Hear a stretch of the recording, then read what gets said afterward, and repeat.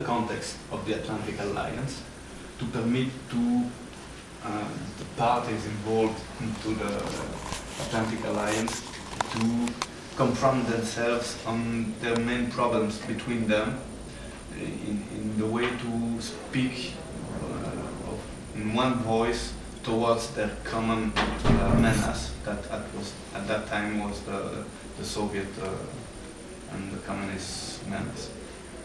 So in that way, I can understand that they need a place to discuss openly and frankly. It's like in a couple, you know, when you have problems, you have to face it, and you have moments where you have to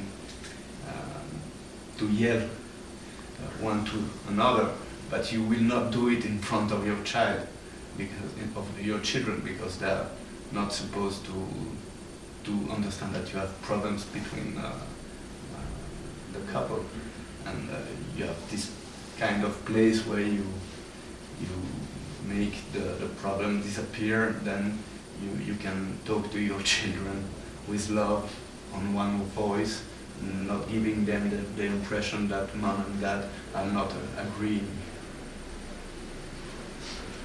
Do you have any advice to the people watching this documentary, how they can act or what they can do to minimize the influence of this group of people? The first thing I would like to say, it's important to study and try to learn history and trying to understand where we come from, where do we come from. And it's important to have a complex vision of the past, to better understand the present and to put the good steps towards the future. Maybe also a key answer is don't change anything to your life. Be more conscious and give them a lot of love, because the Bilderberg members need love. It's because they never had enough love in their childhood or in their private or public life. I think that's the reason why they are pushed to act in this way, because their heart is empty, and they need our support, our love, to understand that we are here not to confront with them, but we would like only to help them to be more wise and to make the best decision for the common good and not for their private interest or for their greedy mind.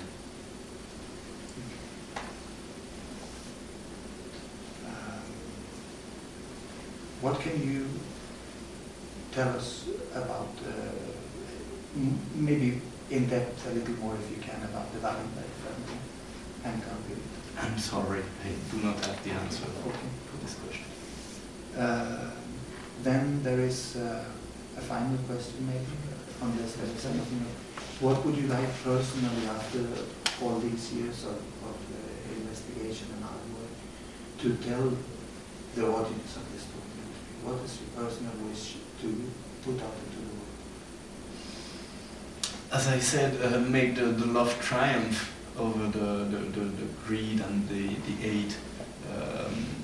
If we support each other and if we cooperate together towards a common good, we will certainly achieve better results than acting individually and trying to fulfill personal or private interests. I think the world is changing quite fast. 15 years ago we were really few trying to understand what was Bilderberg. Now there are millions of people that know that they are existing and that they are more conscious about the strategy of the Bilderberg and the strategy of New World Order. And this trend is quite positive. Every day more and more people are taking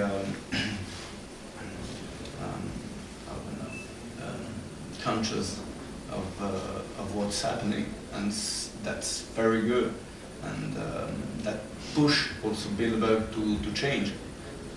In fact, it is under the pressure of the internet that they decided last year to create an internet site and to open up more to women.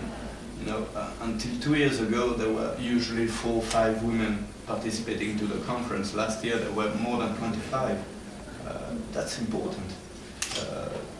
The change from a men's-only club to a more diversified gender will take into the group more sensible approach to life, and that's very important.